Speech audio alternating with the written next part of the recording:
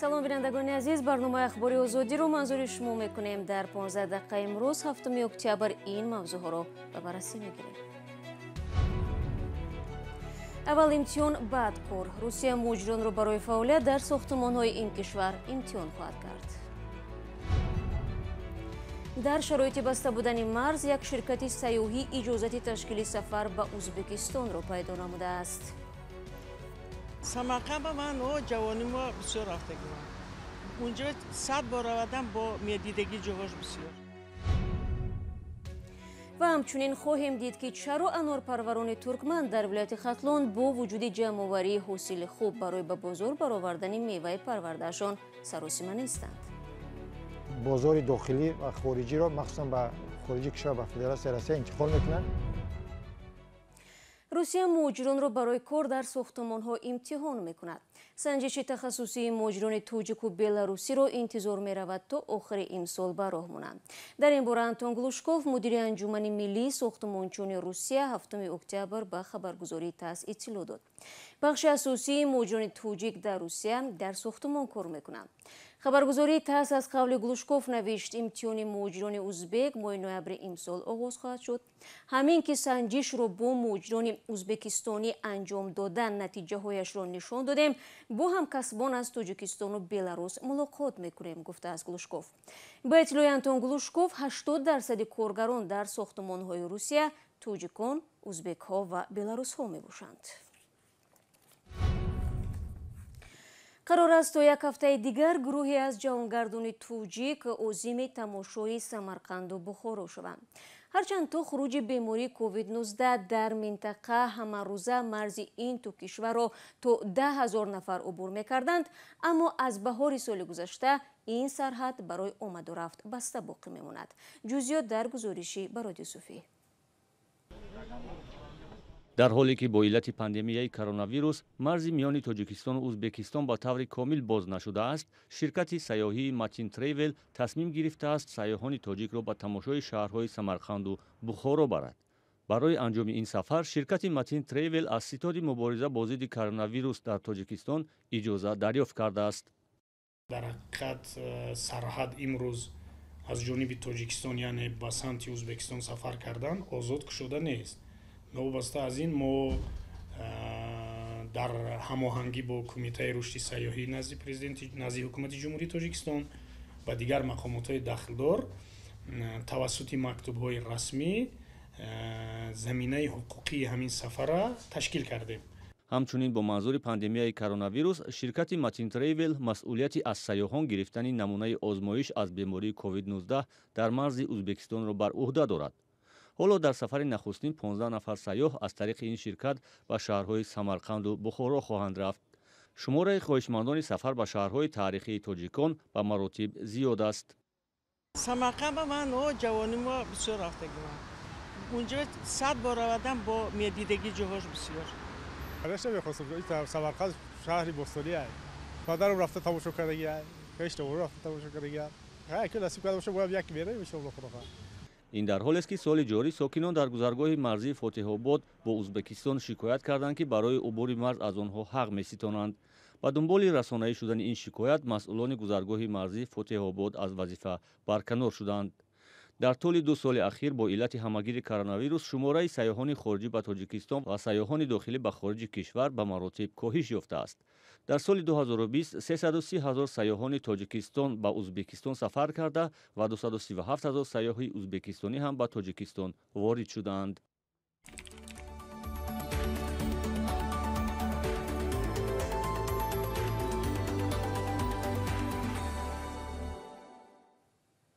барномаро идома медиҳам.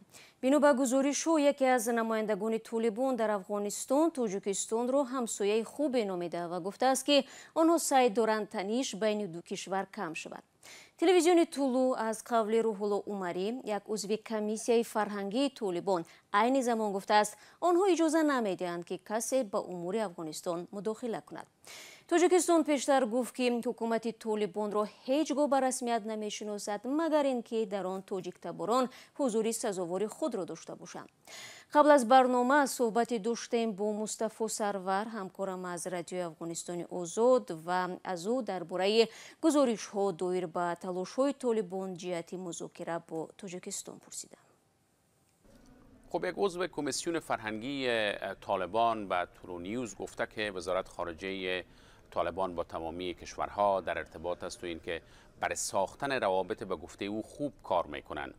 روح الله عمر افزوده که حکومت طالبان با تاجیکستان هم در مورد همه موضوعات گفتگو خواهد کرد. در گزارش آمده که او تاجیکستان را همسایه خوب افغانستان خوانده و گفته که طالبان نمیگذارند که از خاک افغانستان علیه هیچ کشور استفاده شود. او جزئیات بیشتر ارائه نکرده، اما میدانیم که اظهارات در حال است که هنوز هیچ کشور حکومت طالبان را به رسمیت نشناخته. به تازگی گزارش شده که هم حکومت طالبان و هم تاجیکستان به مناطق سرحدی بین دو کشور نیرو فرستادند.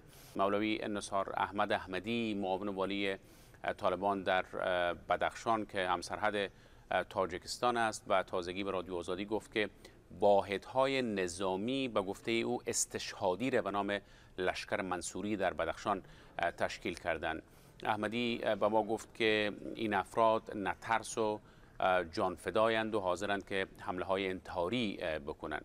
هدف عمده اقدام طالبان تحکیم امنیت مرزها خوانده شده، اما این اقدام ها تاجیکستان را نگران کرده و ما شاهد چندین رزمایش نظامی در نزدیکی مرز با افغانستان هم بودیم.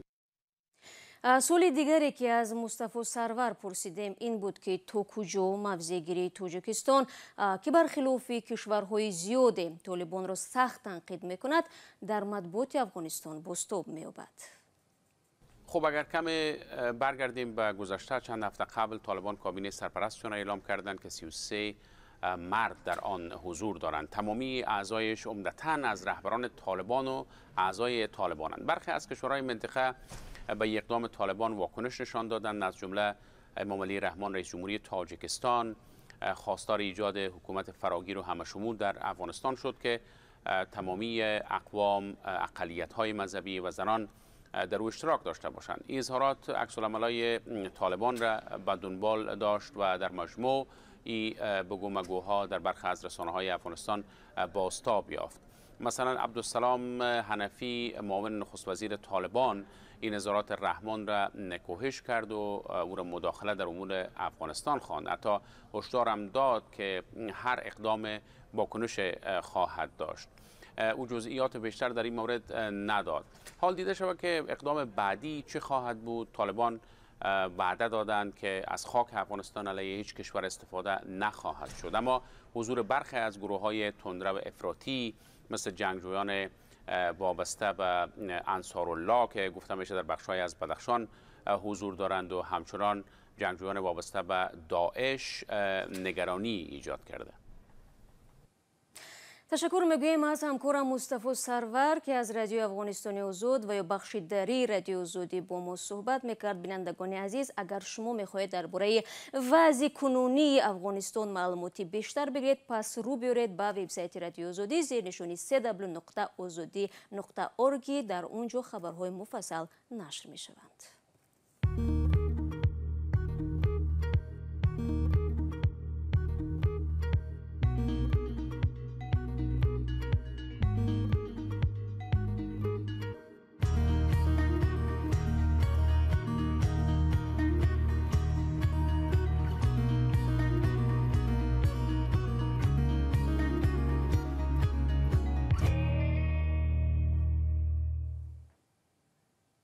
یادآور میشویم که شما برنامه اخباری رادیو آزادی رو تماشا دارید. دپارتمنت دولتی امریکا از شروع موسم نوی به قیدگیری جهت دریافت لاتاری کارت سبز و یا گرین کارت امریکا برای سال 2023 رو اعلام کرده است. مهلت ثبت حجت‌ها از 6 اکتبر آغاز یافته تا 9 نوامبر امسال ادامه میکند. амрико соле барои 50,000 нафар дар сартосари дунё имкони дарёфти ҳаққи иқомату кор дар ин кишварро тавассути корти сабз фароҳам меорад ва бояд гуфт ки ба ҳисоби миёна ҳамасола тавассути ҳамин барнома беш аз 500 нафар аз тоҷикистон ҳам барандаи ин лотарея шуда бо хонаводаҳояшон ба амрико мекӯчанд. рӯ меорам ба ҷануби тоҷикистон. туркманҳои анорпарвар дар вилояти хатлон имсол ҳосили хуби ин меваро ба даст оварданд. онҳо давраи чиниши анорро шурӯъ карданд, вале барои фурӯхтани он саросима нестанд. зеро бовар доранд ки дар сурати нигаҳдории хуби анор то фасли зимистон маззаи он беҳтар ва нархаш ҳам баландтар мешавад. гузориши ҳамкорони мо дар ҳамин бора нақл мекунад. байрам элмуродов боғдори туркмантабор аст. вақти зиёдашро дар боғи анораш мегузаронад. анори сурхи чилагӣ бояд барои фурӯш бароварда шавад. ин зол мана анорам соз шуд, хеле аз хуб. барои ҳамин ҳозир чинишро сар кардам. мана хеле мешавад, агар қағоз назане сиёҳ мешавад. ин марди боғдор мегӯяд хароҷоте ки дар як сол дар боғи анораш сарф кардааст ба фурӯхтани анор ҷуброн мекунад. 1 килограмми анор аз 5 то 10 сомонӣ қимат дорад, вале баъзе боғдорон дар фурӯшаш саросима нестанд. анор дар замистон маззааш хуб мешавад, нархаш боло меравад. боғдорони таҷрибадор онро барои рӯзҳои сард захира мекунанд. айнабад элмуродова анорро аз 2 гектар замин чинда захира мекунад ки то фасли баҳор ҳифз шаванд. ҳоло ғунучин сар шудааст. аллакай моҳи октябр аст. насиб бошад то зимистон ҳама чиз тайёр мешавад. агар дар халтаҳои салафанӣ гузорем, дар зимистон хуб нигоҳ дошта мешавад. ҳамин тавр мо анорҳои худро нигоҳ медорем. зимистон вақте ки ҳаво хунук ва барф меборад, онҳоро мефурӯшем. аъзои ин хонавода ҳоло серкор ҳастанд. бояд ин ғарами анорро ба анборҳо баранд. анорҳои дигарро аз дарахтҳо бичинанд.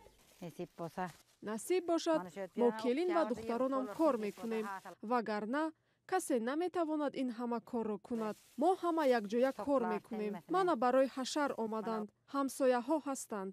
ин духтари ман аст, вай ҳам духтари ман аст ва он келинам, вай ҳамсояам. ҳамаашон барои ҳашар омаданд.